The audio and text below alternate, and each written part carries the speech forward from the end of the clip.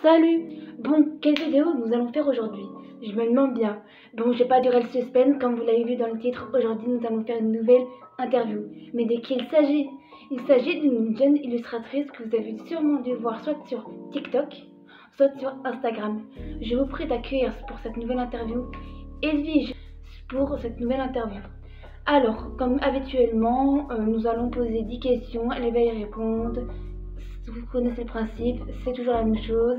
D'ailleurs, si vous avez d'autres suggestions de manière dont vous voudrez qu'on réalise des interviews, n'hésitez pas à nous mettre en commentaire, ce sera avec grand plaisir. Sinon, comme d'habitude, si vous voulez voir ce que fait Edwige sur les réseaux sociaux, tous ces réseaux sociaux sont en barre d'infos, donc ça vaut le coup, n'hésitez pas à aller voir. Donc voilà. Sur ce, on vous embête pas plus longtemps, on vous laisse avec la suite de la vidéo.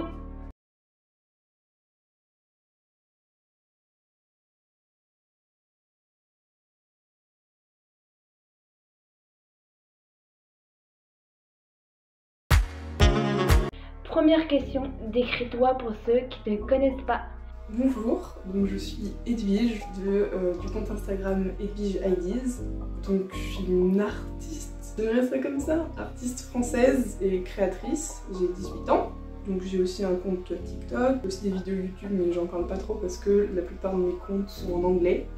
Or mes vidéos YouTube sont en français et vous n'aurez pas le nom de ma chaîne YouTube parce que c'est un peu gênant, j'ai envie de dire, je suis pas trop à l'aise là-dessus. Et donc j'ai aussi un Patreon pour ceux que ça intéresse et une boutique Etsy que je tiens avec mes amis où dessus je vends mes dessins, des stickers, mais aussi des objets comme des tasses, des bijoux aussi. Et voilà. Donc sur tous mes comptes je dessine, surtout en digital, donc sur ordinateur, mais aussi des fois en traditionnel. J'aime beaucoup l'aquarelle.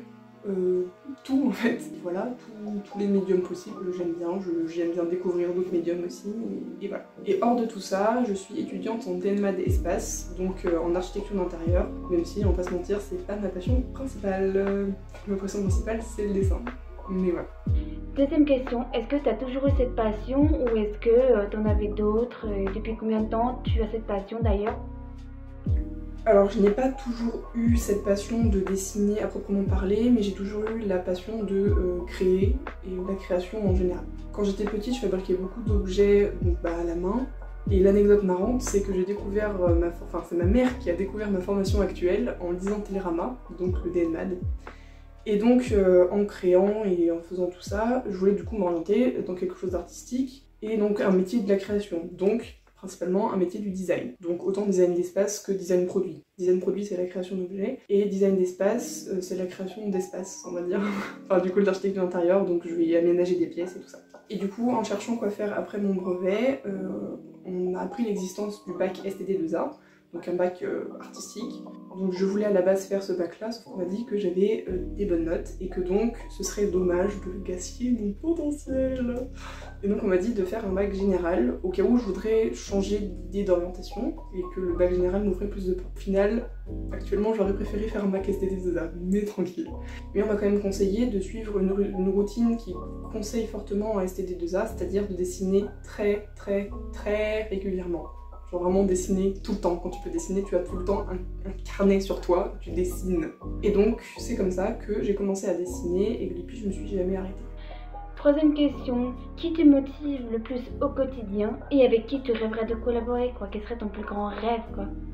Il y a beaucoup d'artistes qui m'inspirent au quotidien, mais à la fois ils me brident un peu, dans le sens où quand je vois ce qu'ils font, ça m'inspire beaucoup, ça me donne très envie de dessiner, je suis en mode waouh c'est trop beau.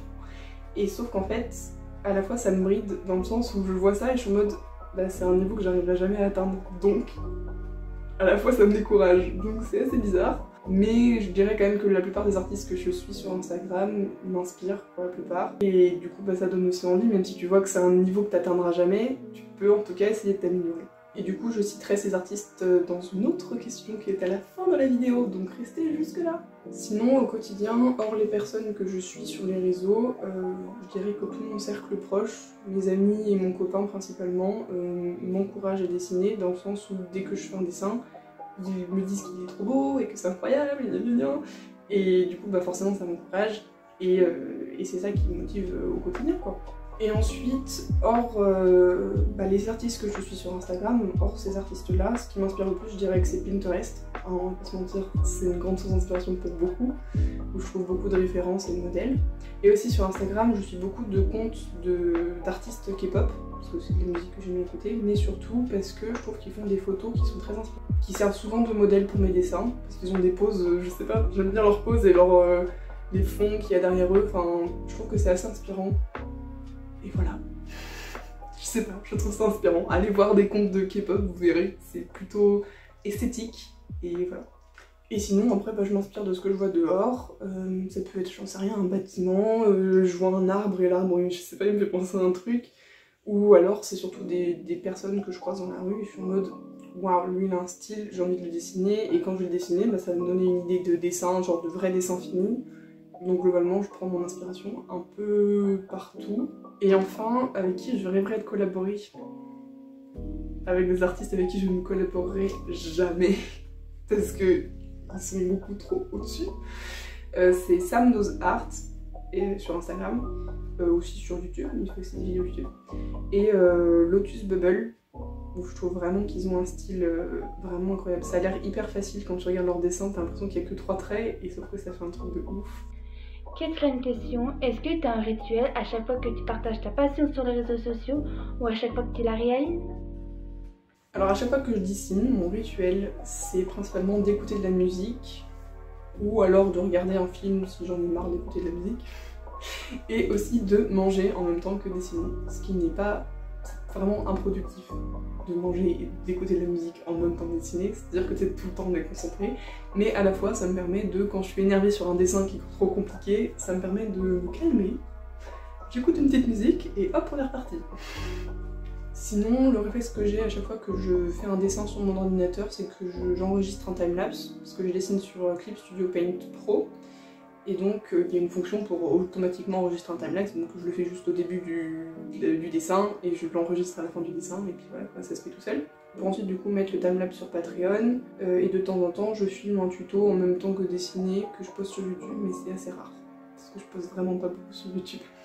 Et un autre réflexe que j'ai justement pour partager ma passion sur les réseaux, c'est de filmer de temps en temps ce que je dessine, donc pour TikTok et Instagram principalement, donc pour faire des reels et des TikTok. Mais malheureusement j'ai l'impression que mes dessins sont moins bien quand je filme en même temps. J'ai l'impression que je suis plus concentrée quand je suis pas en train de me préoccuper de est-ce que j'ai le bon angle pour cadrer pour que ça fasse bien sur TikTok, est-ce que j'ai le bon angle pour cadrer pour que ça fasse bien sur Insta. Et j'ai l'impression que mes dessins sont mieux quand je filme pas, et à la fois quand je filme pas ça m'énerve parce que je suis en mode putain Elise là tu vas pas avoir de vues ou de nouveaux abonnés parce que tu filmes pas. Genre ça te coûte rien de filmer en soi. Mais j'ai l'impression que ça me bride, donc j'essaie quand même de filmer. Et de temps en temps, juste je pose la caméra et je dessine et je fais comme si la caméra n'était pas là. Et je pense que c'est là où mes dessins sont plus qualitatifs. Et cinquième question, pourquoi as-tu voulu partager ta passion sur les réseaux sociaux et qui t'a lancé et poussé à te lancer sur les réseaux sociaux? Alors je sais plus vraiment pourquoi j'ai commencé à poster sur Instagram. J'ai une mémoire vraiment nulle, donc je suis vraiment désolée là-dessus. Mais parce que c'est assez vieux. Je sais que j'ai commencé fin 2017, début 2018 à poster sur Instagram, donc à la période où on m'a dit Ellie je dessine, sinon si tu veux faire ce que tu veux faire dans la vie il va falloir dessiner. Du coup avec ce que j'avais dit avant où on m'a donné le conseil qu'on donne en STD2A, c'est-à-dire dessiner tout le temps, et donc là c'est vraiment là que j'ai commencé à dessiner et c'est exactement en même temps que j'ai commencé à poster sur Instagram. Et c'était soit pour créer un portfolio, peut-être qu'on m'avait dit ça, que c'était bien de créer un portfolio, mais je suis pas sûre que c'était pour cette raison hein. Je crois que c'était surtout parce que c'était la mode.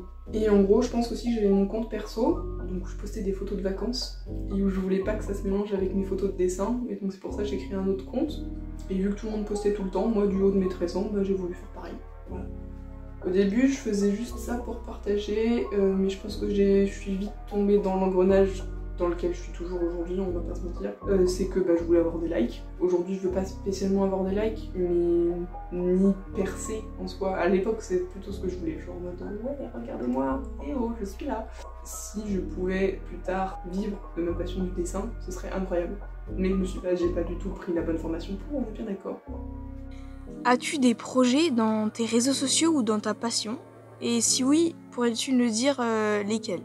Donc mes projets, ce serait surtout de continuer comme ça, comme je fais actuellement, c'est-à-dire essayer de beaucoup dessiner, essayer de poster à chaque fois que je dessine.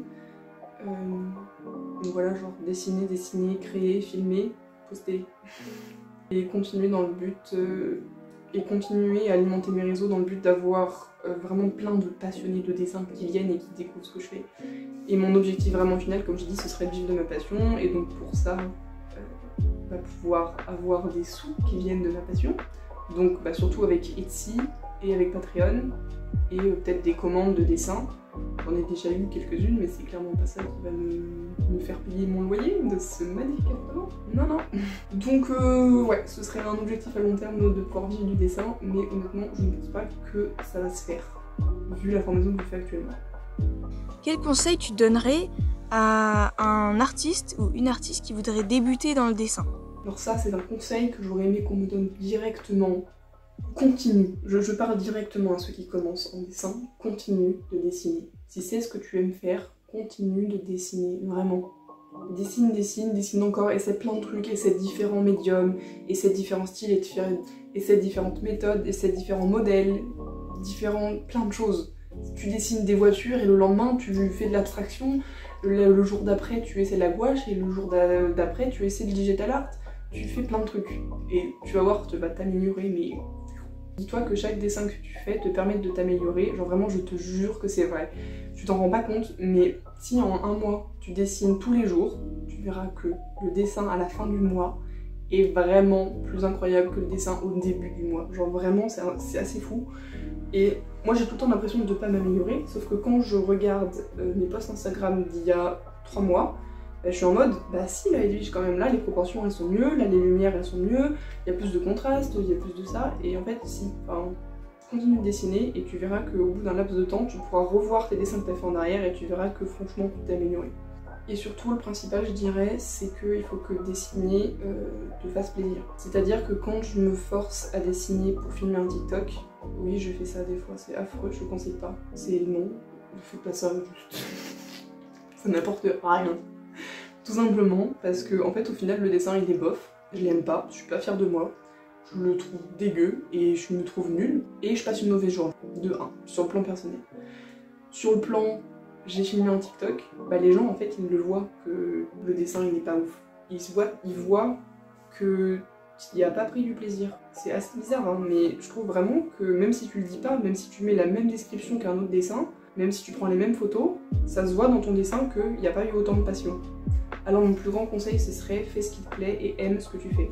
Si tu n'aimes pas dessiner, alors ne le fais pas. Par contre, si tu aimes dessiner mais que tu n'aimes pas le résultat de ton dessin, alors tu verras que dans très peu de temps, t'en seras fier, donc continue, vraiment continue. Et tu verras que tu seras fier d'avoir fait un dessin aussi dégueulasse parce que un an plus tard, t'en auras fait un incroyable. Pourrais-tu nous raconter une anecdote sur une de tes réalisations artistiques que tu as réalisées? Alors tout simple, c'est sur le dessin que je viens tout juste de terminer, donc celui-là, voilà. En gros, j'ai mis les aplats de couleurs et ça m'a pris au moins 3 heures. Donc les aplats de couleurs, c'est une fois que j'ai fait le line art, donc les lignes, j'applique les couleurs de base, sans mettre de lumière ou d'ombre. Donc j'applique les couleurs, ça me prend 3 heures, ok? Parce qu'il y a énormément de détails. C'est surtout que ça m'a pris 3 heures pour trouver une ambiance avec une palette de couleurs qui me plaisait. Une vraie ambiance, en gros, il y a une sorte de loi dans les dessins, je sais pas comment appeler ça, mais où il faut que les couleurs du dessin soient assez proches dans le cercle chromatique pour que ça crée une ambiance et que l'œil ne soit pas attiré à droite à gauche par des couleurs qui ne sont pas dans cette ambiance. Et donc moi, je cherchais que ça soit un peu bleu, violet, rouge. Et donc au bout de 4 heures de dessin, et donc 1 heure de line art avant, je me suis retrouvée à effacer absolument toutes les couleurs. Parce qu'en fait je détestais le résultat. Et sur papier, à l'aquarelle, ça rendait grave bien. Genre, regardez, ça rendait ça. C'était trop beau. Et sauf que ça rend ça sur ordi. Non. Et donc j'ai tout recommencé pour faire encore 2 heures de couleurs en plus. Et au final, le dessin, il m'a bien pris 10 ou 12 heures. Donc voilà, c'était l'anecdote.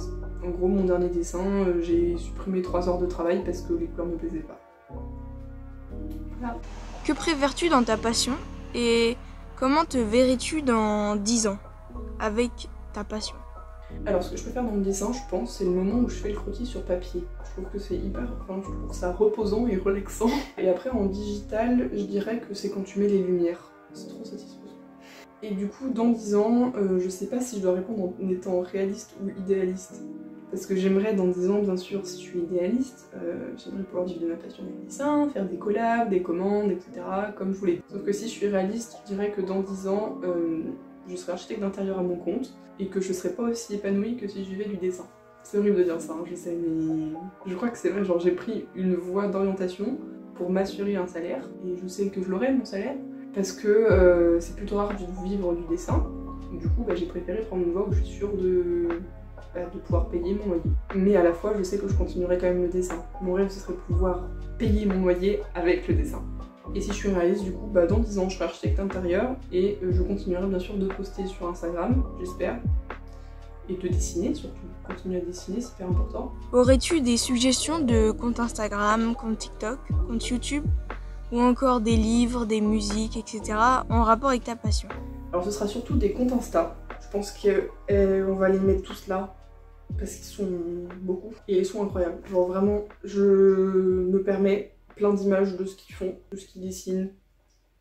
Waouh, c'est genre, et vraiment ces gens sont incroyables. Voilà, ils sont incroyables. Et ils font des trucs en dessin, je ne savais même pas que c'était possible. Donc voilà, c'est incroyable. Et sinon, bon du coup j'ai recommandé des artistes Instagram, mais sinon c'est pas dans la liste, mais moi je recommanderais une plateforme qui est Patreon. Donc pour ceux qui ne connaissent pas, c'est une plateforme sur laquelle vous pouvez soutenir financièrement vos artistes préférés, même vos artistes pas préférés du tout, juste soutenir des artistes, en échange de récompenses bien sûr, juste vous les payez pas gratuitement comme ça. En gros la plupart du temps ils proposent plusieurs prix, plusieurs niveaux, et chaque niveau a un prix différent avec des récompenses différentes. Et vous pouvez avoir plein d'avantages que vous n'avez pas sur YouTube ou sur Instagram en les suivant juste comme ça. En gros là vous les payez et vous avez accès à des trucs exclusifs. Et ça peut être des trucs juste sur votre ordi, du mode des tutoriels, des lives de l'artiste, des cours, des timelapses, mais aussi ça peut aussi être des objets physiques que vous recevez dans votre boîte aux lettres. Et ça je trouve ça incroyable, genre tu peux payer genre 15 balles par mois et tu reçois tous les mois dans ta boîte aux lettres des stickers, des illustrations, des porte-clés, ce que tu veux, et genre tous les mois c'est des trucs différents, et je trouve ça incroyable. Bref, en gros vous pouvez soutenir vos artistes préférés au prix d'un abonnement Netflix. Donc si vous êtes mineur, ne faites pas ça, d'accord? Ce n'est pas votre carte. C'est pas votre carte, vous ne le faites pas, d'accord? Non. Et surtout ça coûte quand même un peu des sous quoi, mais je trouve que c'est une plateforme qui est assez peu connue. Enfin, elle est très connue par les artistes en général, mais par ceux qui s'abonnent aux artistes, la plupart du temps ils ne savent pas ce que c'est. Je trouve ça très bien pour des artistes que vous aimez bien. Surtout qu'il y a plein de prix différents, même si vous voulez mettre que 3 € par mois, déjà c'est déjà ça qui soutient l'artiste quoi. Donc voilà, c'était ma recommandation de plateforme. Et enfin, merci à Claire et Mia de m'avoir proposé cette interview, ça m'a fait très plaisir. Et j'espère que vous avez pu en apprendre un peu plus sur moi. C'est bizarre de dire ça, mais j'espère que vous avez pu, en tout cas. Et du coup, n'hésitez pas à me retrouver sur globalement tous les réseaux en tapant Edwige-IDs. Et puis voilà. Et surtout, likez cette vidéo et abonnez-vous à Blablart parce qu'elles font un travail de fou. Et elles sont hyper déterminées, je trouve ça grave cool. Donc voilà. Salut! Donc on espère que cette interview de Edwige-IDs vous aura plu, que vous avez bien tout compris.